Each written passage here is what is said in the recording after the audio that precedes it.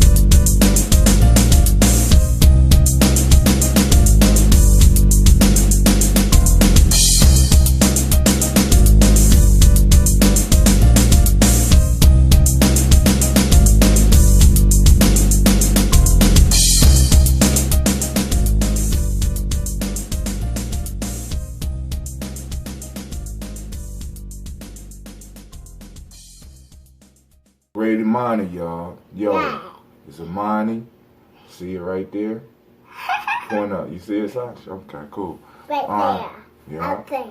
We are going to toast today. Of course, you know we got to start with our water. Me and Sash. Yeah. We're going to start with some water. Hold that, Sash. Alright.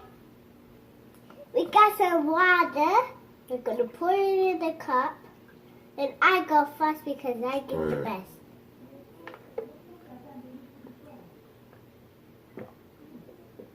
Now you, Daddy. Water jumpstart the day.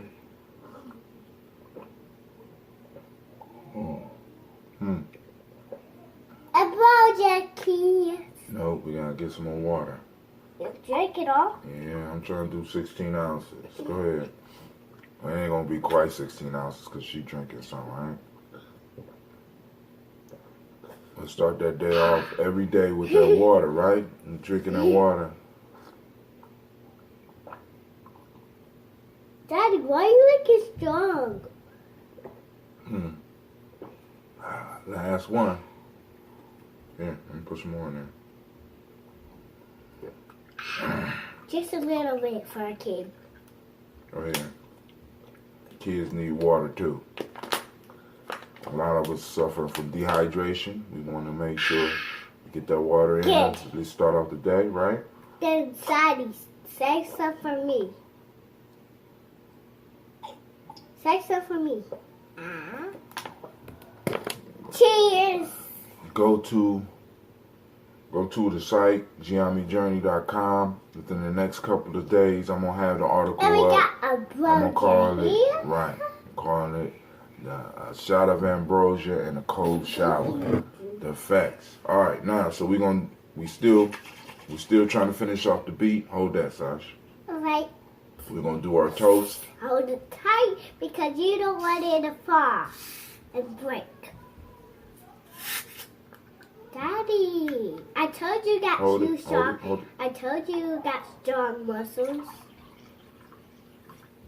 All right, hold that while I put the top back on, please. Hold it. Don't let it fall. No. Hold that. Hold it. Thank you. It's that's a big one. You drink it first. All right. Then me go last, okay? No, it's funny. It's not funny, anyone. It's not funny. Shh. First, we're going to toast the Creator. The energy is all around us. And we want to call that energy into our lives. We toast it and we say Ashe. Ashe. Right. Then we're going to move to our ancestor, our personal ancestors. Our grandparents, our great-grandparents. My dad and grandpa just died. Yeah, we're going to toast all of our ancestors, friends, and family. We toast them. Alright, you call your own names. And my dad, grandpa, and we're gonna toast my grandpa too. We're gonna toast the present moment, which is Amani. We're gonna have a great Amani. We toast that. Great we say Amani. Ashe. Peace. Ashe. And then last but not least, we toast our children, our children's children, on to infinity, because we toast them now so that they can toast us later. You want to have a sip? No, you first. All right, I'm going to drink it all. No. We'll drink some.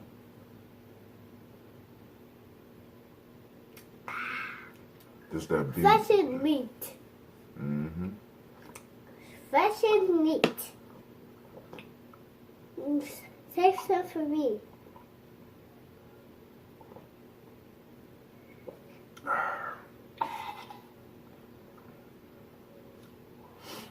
So, today we're going to have a discussion about money.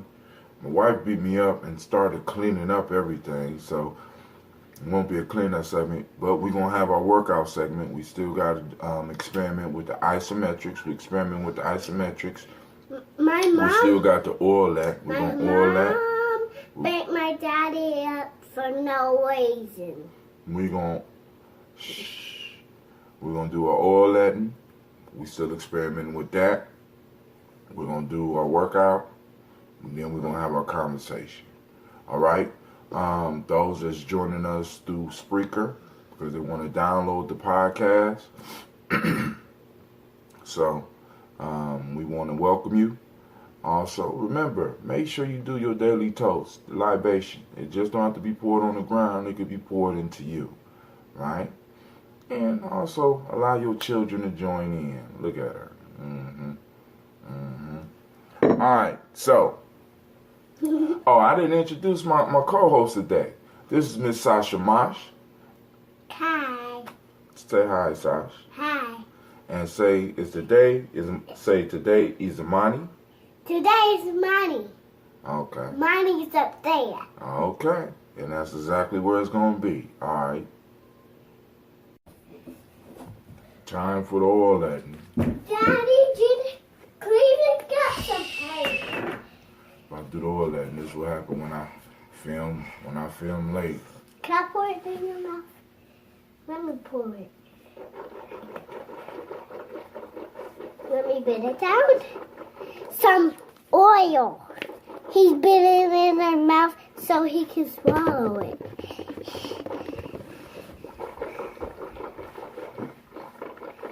Thumbs up for him and thumbs down for me.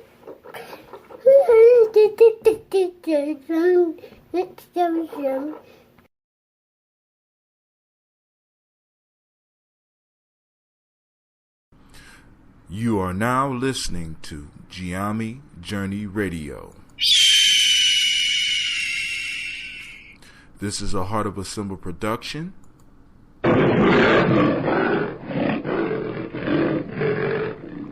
Where we strive to blow up your old paradigms.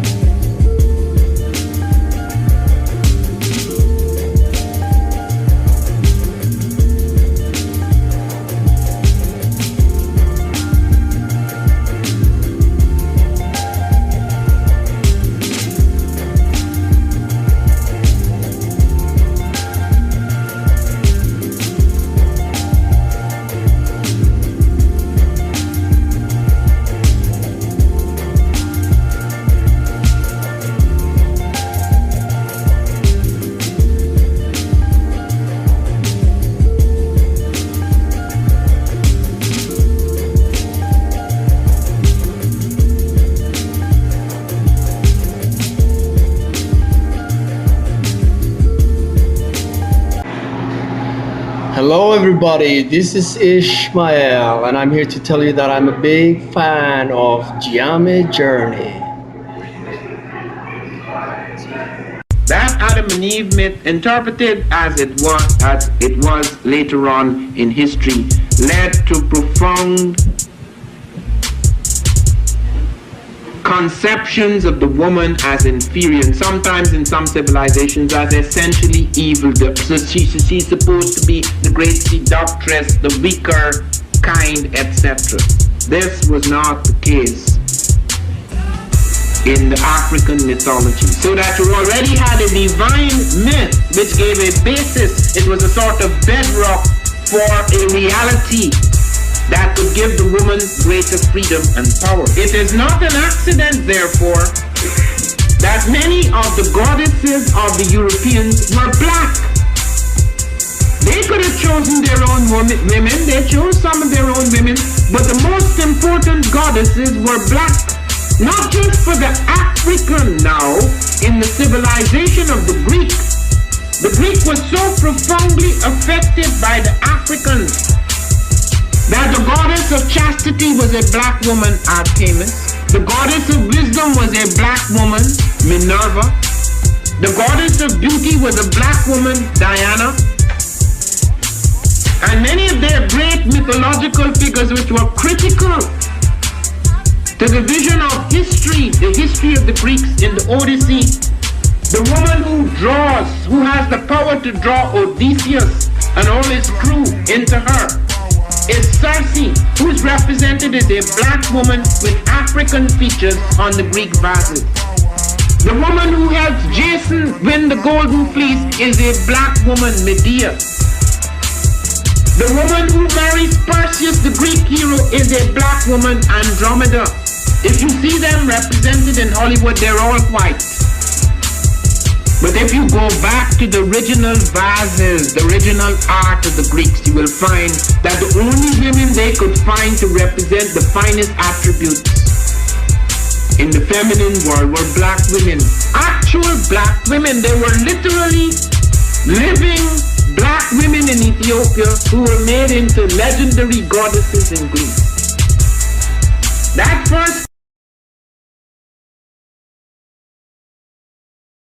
call this board meeting to order. Alright, let's get it, y'all. Let's get it. Alright. So I got plenty of stuff to iron. Of course, you know it's Imani. So, alright, let's kick it. So I'm gonna be putting iron down on a lot of stuff. So, of course, y'all won't be here for the whole time. But hey, I'm gonna just take up a few moments of your time, if you don't mind, and talk about Iman. Now, it is often said that faith without work is dead. And man, that's it.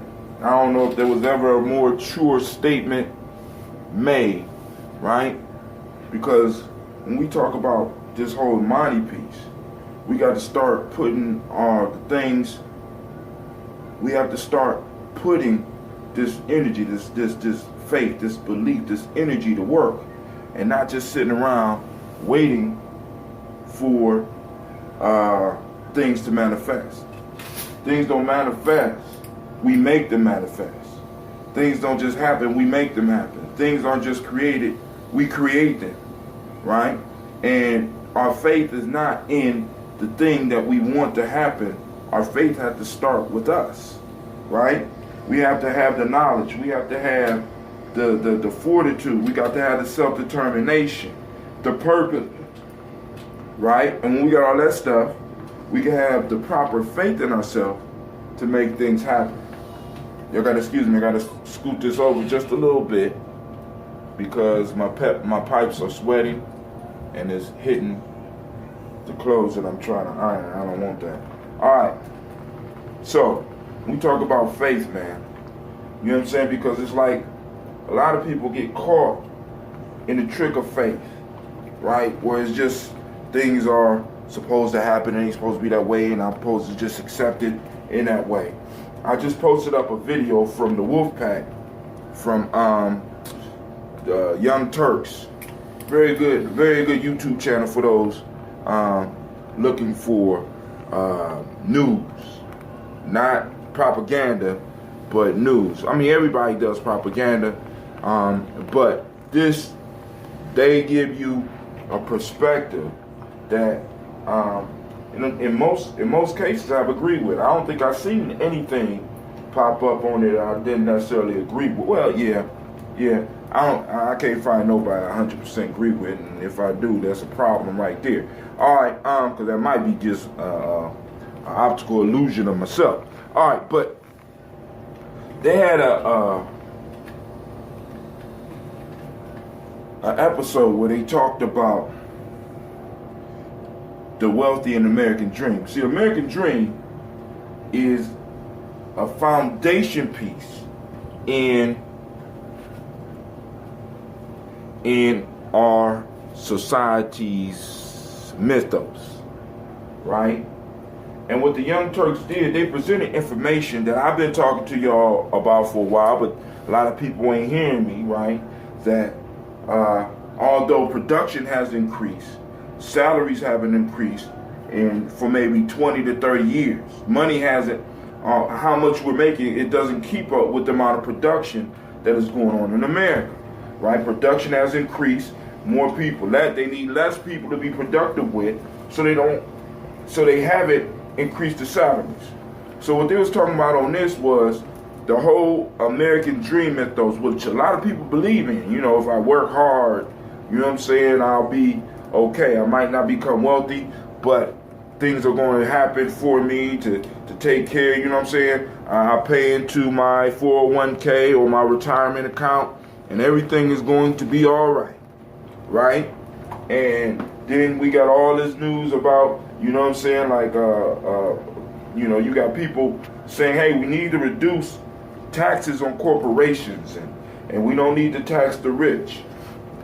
But Young Turks released a video where they're talking about how we have been deceived with this whole American dream and individuals working hard and achieving, right? We've been tricked. And what do I mean by that, right? Well, with a lot of these new laws that passed, starting back with our boy Reagan, what they have been able to do as far as the 1%, let's say between the 1 and 10%, because all these individuals aren't on that 1%, because you got to have a lot of money to be on that 1%, and then to be on that 1% of that 1% is incredible. But corporations have been able to pay, like for example, the average CEO makes about 300 times more than the average worker. Now let me say that again for you, right? That means for every $1 that a worker makes, a CEO makes 300, right? But then they talking about not taxing the rich, right? We need to cut taxes on the rich. And we got individuals who are being overpaid. Now I know a lot of y'all gonna be mad, brother, how can you determine that? Well, first off, now, if it was an entrepreneurial business, I could dig that, right? You built the company from the ground up, you get what you need. But we talking about old corporations, right? We're talking about corporations that you ain't really taking no risk. You're just a manager, and you're making 300 times more than the average person. So this means that the average person is putting in all these hours, right? And still not able to keep their head above water, but yet their CEOs and their chiefs and all this stuff are making 300 times what they make, right? For me, that is a dream killer, right? Because now you got a president, the great pumpkin, talking about, hey, we're going to reduce taxes on corporations. We're going to reduce taxes on the rich.